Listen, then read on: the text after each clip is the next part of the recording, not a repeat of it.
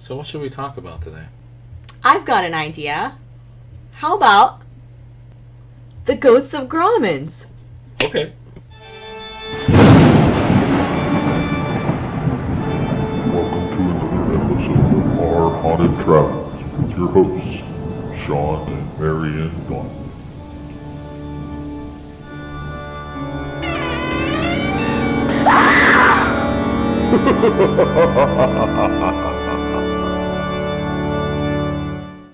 Well, hello YouTubers, and welcome to another episode of Our Haunted Travels. I am your host, Sean Donnelly. And I'm your co-host, Marianne Donnelly. Today we are talking about the ghost of GRAUMAN'S. Yes. GRAUMAN'S Theater. Yes. This is Panic D number 1897. I can't see. She's going to say. 1897. All right, so here, we'll show them. Here we go. Panic D 1897 in the Panic D database.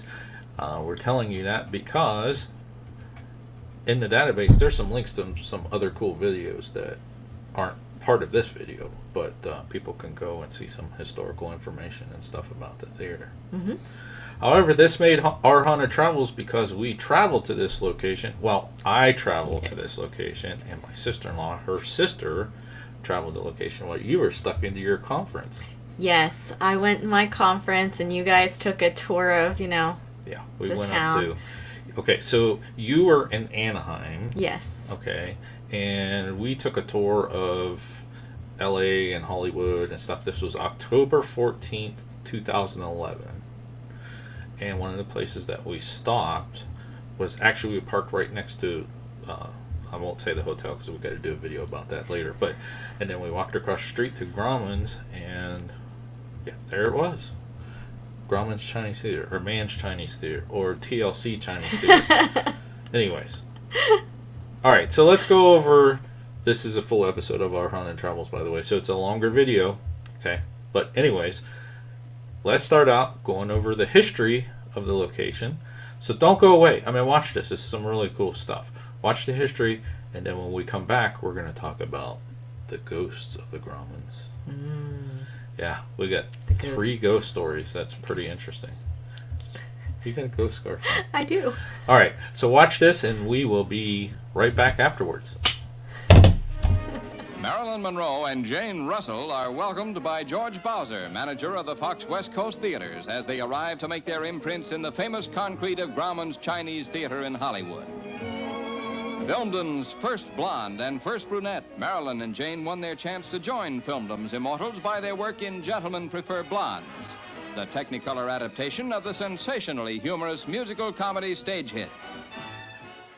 After his success with the Egyptian theater, Sid Grauman turned to Charles E. Toberman to secure a long-term lease from Francis X. Bushman on the property at 6925 Hollywood Boulevard, the site of Bushman's mansion. In appreciation, a plaque was installed on front of the theater dedicating it to Bushman. Built by a partnership with 3 other interests, the theater was constructed over 18 months starting in January 1926.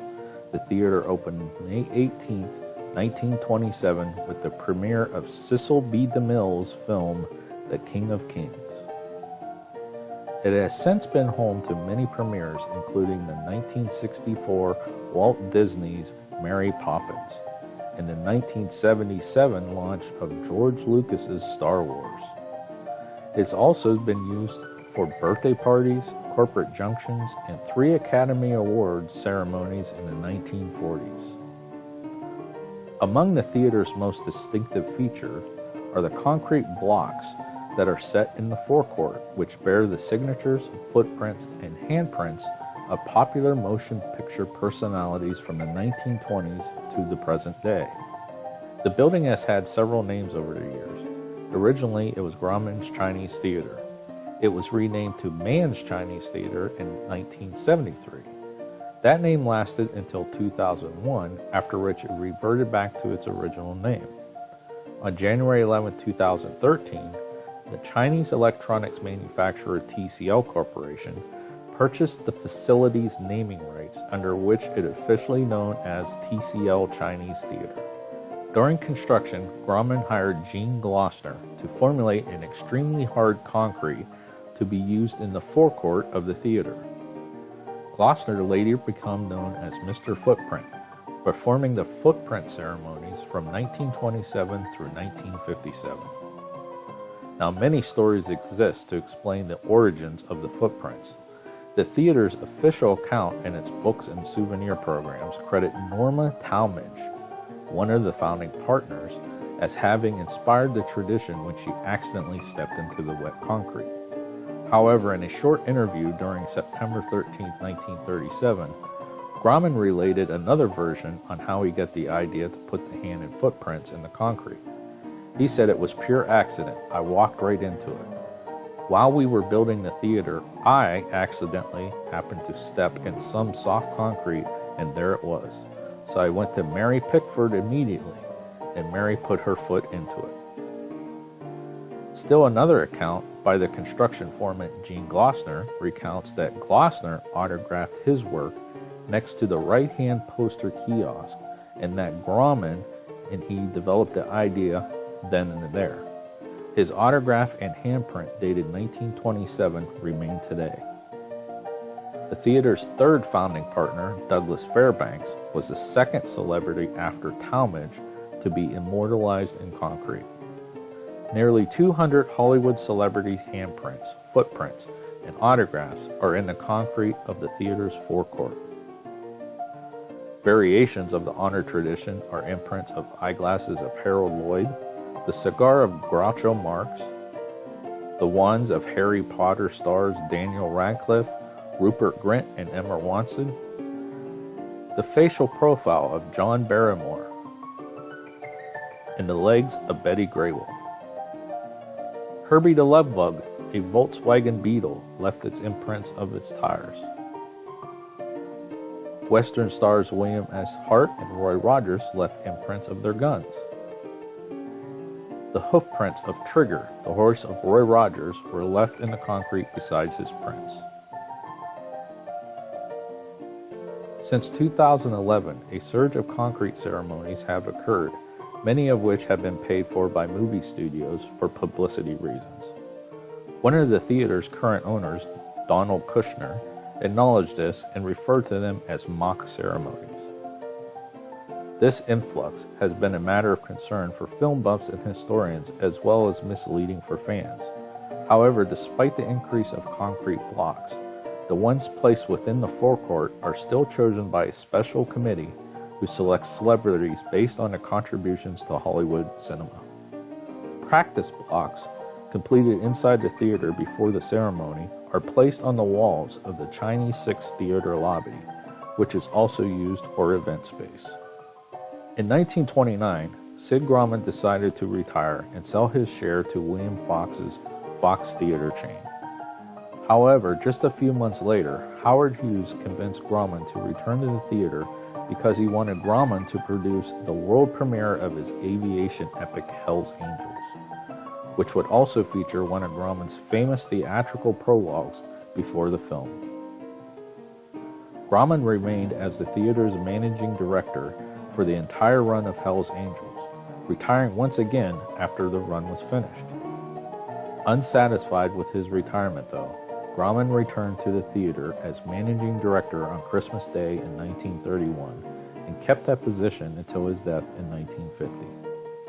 The Chinese Theatre was declared a historical and cultural landmark in 1968 and has undergone various restoration projects in the years since then. Ted Mann, the owner of Mann Theatre chain and husband of actress Rhonda Fleming, purchased it in 1973. From then until 2001, it was known as Mann's Chinese Theatre.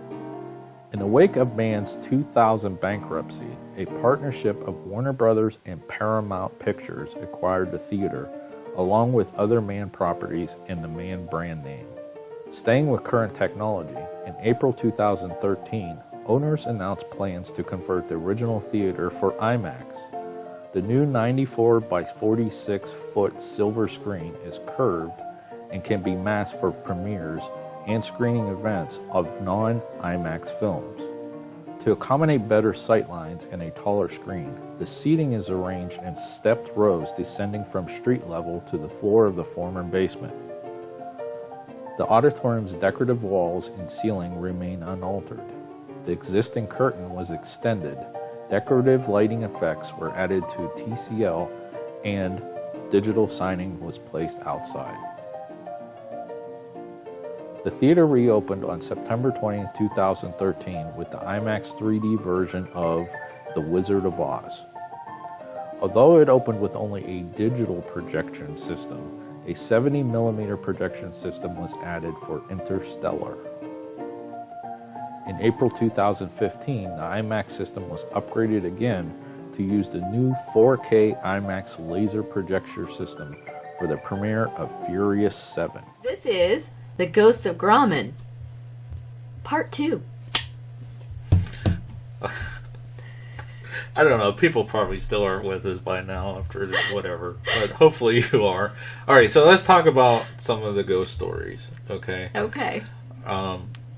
The one that I know of, and I don't have graphics or anything for, is, okay, Sid Grauman had an office in the theater, and when they did the premieres and things like that, they used to have these little side rooms that were hidden. They're sealed up now, go figure. Okay, but in these rooms, there were little buzzers and lights and stuff that would signal up in his office saying that, you know, the celebrities or important Hollywood folk needed something, you know, more champagne or bring us more women, you know, whatever it was.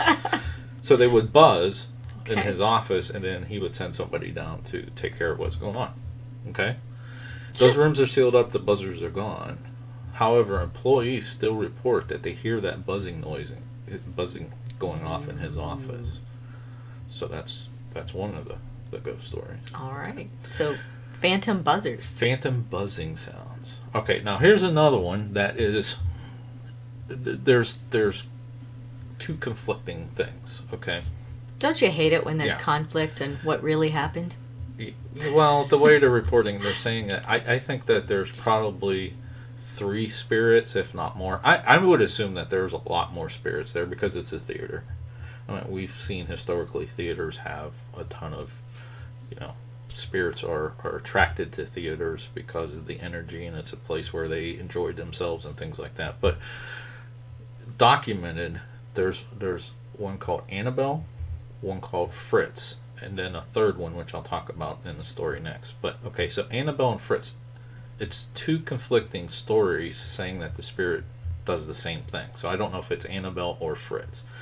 Let's talk about Fritz. Okay. Fritz was a former employee that got depressed, destitute, whatever, and took his life behind the curtains on the stage.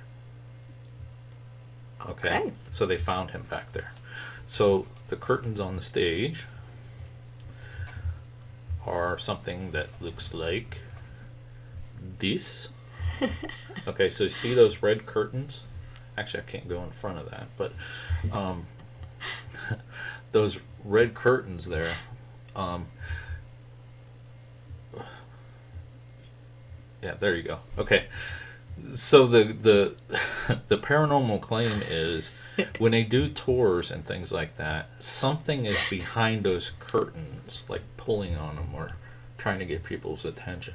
Okay, in Panic D, and I'm not going to read the entire report, but it's in Panic D. I put it in there, of a gentleman who took a private tour of the theater, and he was not a believer or into paranormal or anything like that. And the group actually looked back at the stage and saw this. Okay, and then there's other reports of it too. So some say it's Annabelle and some say it's Fritz. That's what I was saying. Employees report that they have the sense that Fritz is around, you know, and he doesn't bother anybody. They just know he's there. One of those type of things. Annabelle, I couldn't find anything more about Annabelle. But I don't know. Maybe they're getting confused.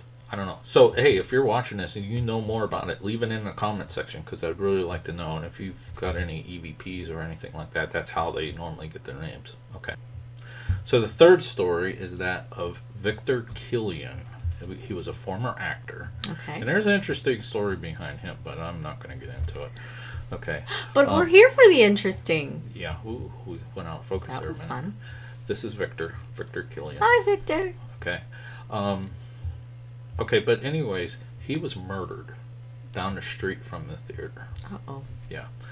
And the reports are that he was at the theater or around the theater and was walking home.